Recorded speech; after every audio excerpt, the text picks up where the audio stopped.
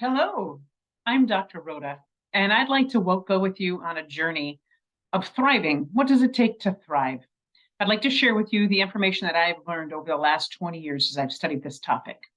So, first off, what is thriving? I like to think of thriving, depends on the literature that you read or what you look at, but some people will say, call it wellness research. Some people will call it happiness research. I like the word thriving because to me, thriving is a little more all encompassing, incorporates a little bit more zest and physical, emotional, social, all of those different types of things, where wellness is oftentimes thought of as just the physical. And happiness is sometimes can be sound almost a little like trite. Like I get very happy when I see a puppy, but that's not necessarily wellness or thriving. So I like to call it the thriving research is how I refer to it. So when I talk about thriving, that's what I'm referring to. It's a sense of joy. It's a sense of peace. It's a sense of contentment. And here's the key, regardless of our circumstances. We may not be in the exact career that we want to be in, and we still have a sense of thriving and wellness. We may not have the exact body that we would like to have, and yet we still have a sense of wellness and thriving. We may not be in the exact relationships that we would like to be in, and yet we still know we're okay. We have a sense of peace and joy and contentment, regardless of our circumstances. So that's what I'm referring to as I talk about thriving. Just a little bit about myself. As I mentioned, my name's Dr. Rhoda, and I have a background as an educator. For over 25 years, I have been teaching and learning, because I don't think you can teach without learning. So I've been teaching and learning and started out in high school, teaching high school coaching, moved into higher education. I served as an administrator, a dean, and a professor at a college for over 14 years. And now I spend my day, my time, my energy working for a worldwide humanitarian mission organization where we serve people throughout the US and around the world as we serve their needs. And we also share our hope, our joy, our peace as we go about doing that. So I spend my days and my nights thinking about thriving and how we can help more people around the world thrive. And so I'm excited now to share that information with you. Just a little disclaimer also as I talk about who I am. I am a child of God. I am a daughter of the King. I'm a follower of Jesus, however you like to say it. And so that everything I read, everything I research, everything I speak on, everything I write is colored by that lens of being a follower of Jesus. So let's jump into it. For years, psychology has studied how people are doing. And for most of the history of psychology, they studied people who weren't doing well. So if you took that thriving or wellness on a spectrum of 1 through 10, for most of the history of psychology, psychologists studied people who were not doing well, the ones, twos, threes. Over the past 15, 20, 25 years, there's been more and more research that's gone on to into the other end. The eights, the nines, the tens. What are the common characteristics or attributes of people who are thriving, of people who are doing well regardless of their circumstances? We know in this life we will have disappointment, we will have rejection, we will have heartache, we will have death, we will have sickness, we will have loss. That is inevitable. Nobody's getting out of here alive. That is a part of living.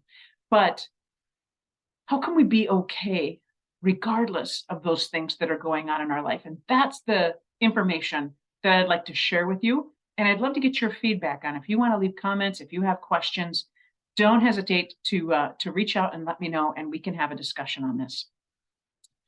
So when you look at thriving, there are some common characteristics, traits that you see over and over and over again in the literature. And sometimes different words are used, but when I do a meta-analysis of all that and I come to my understanding of what it is, here are the things or the words that I like to use the way I like to talk about it. And this is like a compilation of a lot of the different research and studies out there. All right. The number one attribute of people who are doing well, regardless of their circumstances, is gratitude. They have figured out how to be grateful in all circumstances. I think Paul talks about that in scripture. The number two thing is contentment. The number three is a sense of purpose, mission, identity. Number four is healthy relationships. Number five is health. And this isn't just physical, it is physical health, but it's also spiritual, emotional, social health. Learning. curiosity, discovery. That's what we find in common amongst the people who are thriving. And then finally, the literature calls it hope.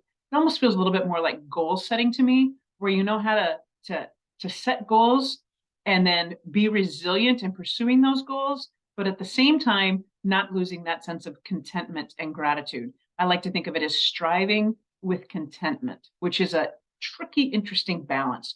So we're going to be talking about all of these topics in future sessions. Today, we're going to focus on the first one and probably my favorite one, and that is gratitude.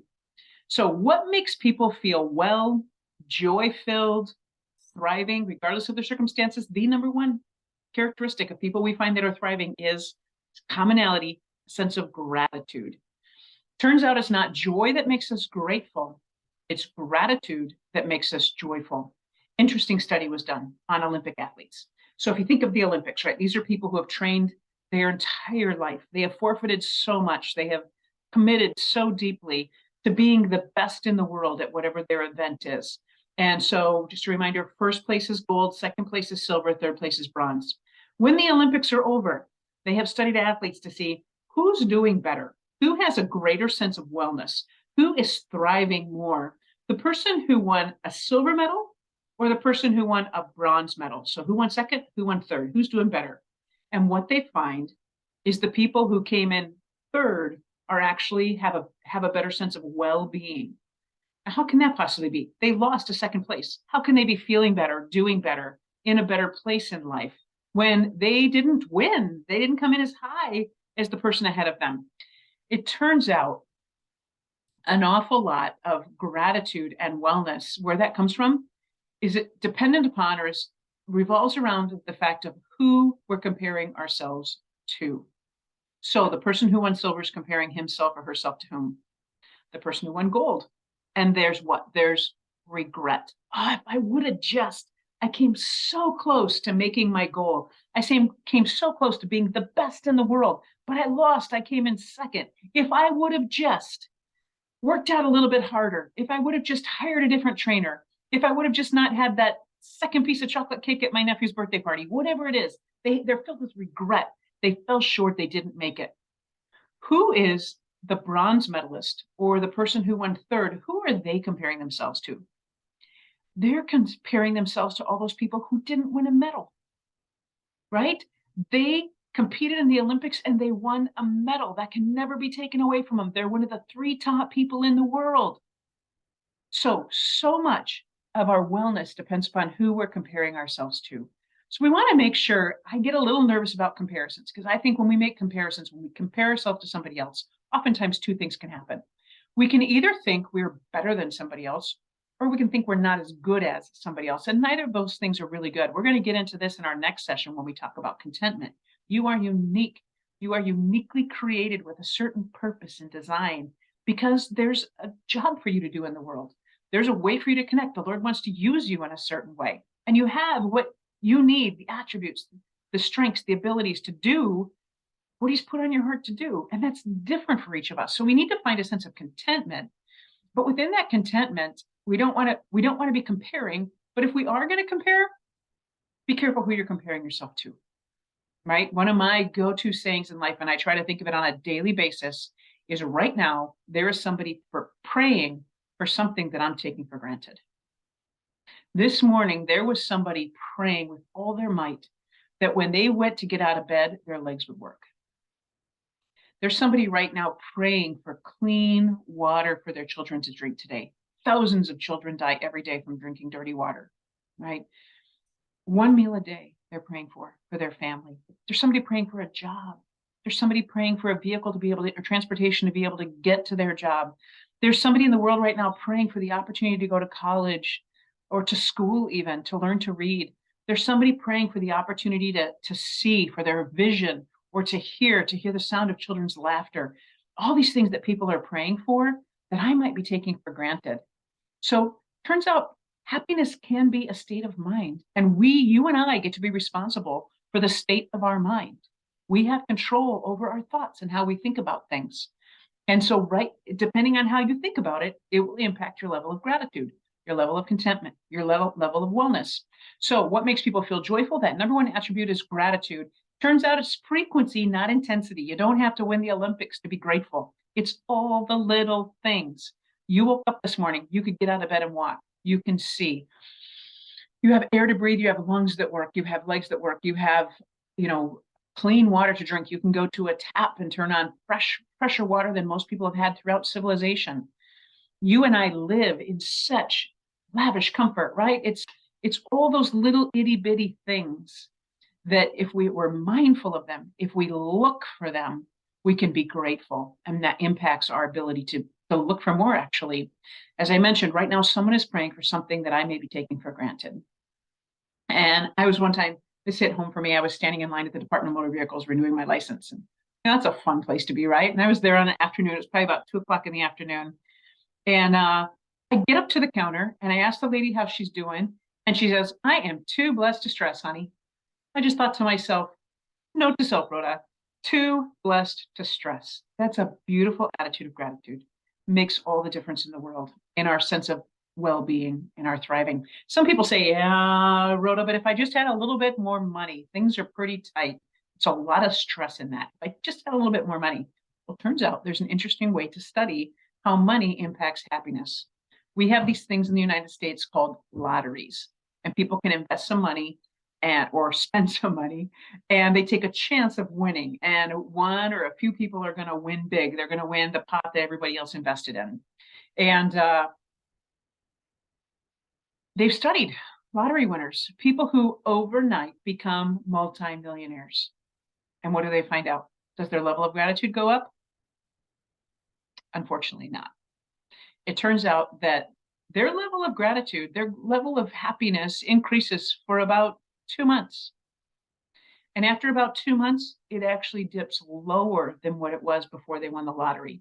What in the world, right? How in the world could you become a millionaire and you'd be less happy than you were before you had all that money? Well, think about all the things that go into that, right? All of a sudden, you've got to figure out how to manage that money. You don't want to lose it all, right? So you got to figure out how to manage it. You don't know how to do this. You don't know who to trust. You have people coming out of the woodwork wanting to help you. You have loved ones who need things. I want to pay off my parents' house. I want to buy my cousin a new car so she can get her kids to school safely. I want to help all these people. I want to buy dinner every time I go out with my friends. But if you do that all the time, am I going to be able to steward this money? So there's stress that piles up. It turns out that the more money you have, for most people, just the more stress they have around that money. So just again, be careful what we wish for. Sometimes we think if we had more money, we could be more grateful. If you can be grateful over $1, that's a greater sense of gratitude than being grateful over $100, right? When you think of actually what gratitude is. So that's not the fix all, is to have more money. So it's being grateful for the big things and the little things. You and I, as followers of Jesus, I live in a constant state of grace. His mercies are new every morning. He is a God of abundance. He is not stingy. Everything I have is what I need. Everything I need, I have. It's just how he operates. And so, when I mess up and hurt somebody, do something mean, do something spiteful, say something that's inconsiderate, whatever it might be, when I sin, God doesn't like stingily say, well, that was a quarter cup of sin, Rhoda, so here's a quarter cup of grace. I live in a constant state of grace. At any given moment, I can lay my burdens, I can lay my sins, I can lay my shortcomings, I can lay those things at the foot of Jesus. He has handled them at the cross. I can lay them there. I can let go of them. I don't have to hold on to them. He has taken care of that. I live in a constant shower of grace all day, every day. I don't have to carry guilt around. I know that I'm forgiven, and I want to now make amends, and I want to do better in the future out of love for what he's done for me. I don't want to be that spiteful, hurtful, mean person. I want to be kind, loving, forgiving. Sometimes being forgetful when I mess up. So anyway, I live in a constant state of grace, and you do too. And what a thing to be grateful for. A heart that beats every minute of every day. Our bodies are incredible. This is just being completely vulnerable. This is probably the biggest challenge for me. I have been overweight my whole life. I've been trying to lose weight my whole life. I've always trying to look a different way than what I look, even though I'm very active, I'm very athletic. I participated in sports throughout my whole life, and I still do as a middle-aged woman. Um, I love being active. I've always been heavy, no, and I lose weight and it comes back on. And it's been a constant struggle for me. I'm really trying to get at the space to where I can just be content, be healthy, do healthy things, healthy habits, and then be grateful. I have a heart that beats every minute of every day without me having to think about it. These thighs that I think are too big I've swam in 4 different oceans around the world, right? How do I be grateful for these things as opposed to wishing they were different? Okay, so all these little types of things. Flying in a plane. You and I live in a time in history that if we have a credit card and a passport, we can go to our nearest international airport and within about 15 hours be anywhere in the world. Who's been able to do that in the history of civilization? Right? King Solomon, with all his wisdom and all of his money, wasn't able to do that. He wasn't able to go to a tap and turn on fresh, clean water, sleep in a soft, warm bed every night. You and I are so blessed if we are living in the United States. The people living at the poverty level in the United States have way more than so many people living around the world. And I see this on a regular basis with the work that I do. We are so very, very blessed here. Instead of being entitled, instead of just thinking, why can't I have more? Or, I did nothing to deserve this. This is completely grace and compassion that I have what I have, that I was born in such a comfortable time. I didn't have any say in when I came into the world or what continent I would be born on. Right. And so how can I just go through my life being grateful for those things? Um, we live in an amazing, amazing time in an amazing, amazing body. How do we find gratitude for all those little things? This really hit home to me. I do quite a bit of work in several different countries in Africa. And my first time in Africa, I had a what in the world surreal kind of moment. I'm riding in a van. It's an older van. The shocks are kind of shot. We're on a really bumpy dirt road. It's warm. It's dusty. There's no AC. You kind of get lulled into this, just watching the countryside go by as we're heading out into a village. All of a sudden, I see this guy coming, and I didn't have the wherewithal to get a picture of it. I see a guy riding toward me on a donkey, talking on his cell phone. We live in an amazing time, my friends. If you and I had his number, we could talk to a gentleman sitting on a donkey in Kenya right now, right? Amazing. How do we be grateful for all of those things? Use those tools in a way that brings joy and love and peace into the world because we've just been given so very, very much. So if this is something you struggle with, if you struggle with trying to figure out how to be grateful, you want to be more grateful, what do you do? What are some practical things you can do to increase gratitude in your life? Well, it turns out we find what we look for. Study after study after study will share this with us. The more you look for something, your brain actually physically rewires to look for things to be grateful for or to look for things to grumble about. The God we serve he gives us choices. In most situations in life, we can either find something to be grateful for or we can find things to grumble about. You see that all throughout the history of humanity. How do you and I be people who look for things to be grateful for? And our brain actually wires. Our brain has something called neuroplasticity. It's malleable. Our brain changes every day. The brain you go to sleep with tonight will not be the same brain you woke up with this morning. It will change based upon the experiences you have throughout the day. When you start looking for things to be grateful for, you actually grow new neural pathways that allow you to look more for gratitude. The more you grumble, the more you build neural pathways to look for things to complain about. This is a choice you have. Take every thought captive and make it obedient. We have control over our brains and how they work, and how we think impacts our emotions, and our emotions trigger our actions. Let me say that again. Our thoughts impact our emotions, which trigger our actions. If we don't like how we're feeling, our emotions, if we don't like how we're acting, if we change how we're thinking, it has an impact on both of those. And you and I have complete, total control. We can be, I would never wish this on anybody, we could be in solitary confinement, nobody else around. And you and I would have complete control over what we were thinking and what we were doing. That's the one thing we have control over that nobody else has control over, right? So we find what we look for. So what are some practices we can do to help us be more grateful or look for things to be grateful for? I'm a big fan of gratitude journals, jotting down a few things each day, little things, that you saw a beautiful sunrise this morning, that you saw your first bird in spring or heard your first bird song, or your child smiled at you and it warmed your heart. What are all those little things that you can be grateful for? Start keeping a list of them. I like to say prayers, thanking the Lord, looking intentionally. What can I thank God for? He's fine with us asking Him for stuff, but what if we just thank Him once in a while? What are those things that I want to really thank Him for that I sometimes take for granted? And then at least three things a day. If three things a day you can find to be grateful for, you will literally rewire your brain to where it'll be more grateful and it'll be easier to find things to be grateful for, which is our first common characteristic or attribute of people who are thriving. So thank you for your time. I want to let you know I am grateful that you are here with me and we're on this journey together. Next time we get together, we're going to be talking about the number 2 attribute. Oh, I want to share this little graphic here real quick. I just thought this was a fun graphic. Your brain actually changes, rewires as you think of things to be grateful for. Okay.